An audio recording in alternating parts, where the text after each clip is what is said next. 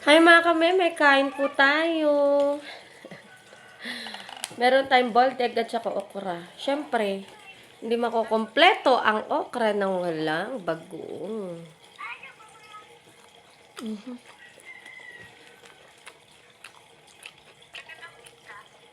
Yummy.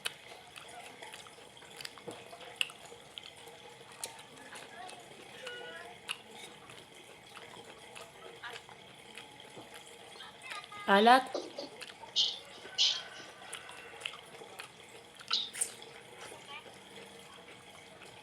Mmm.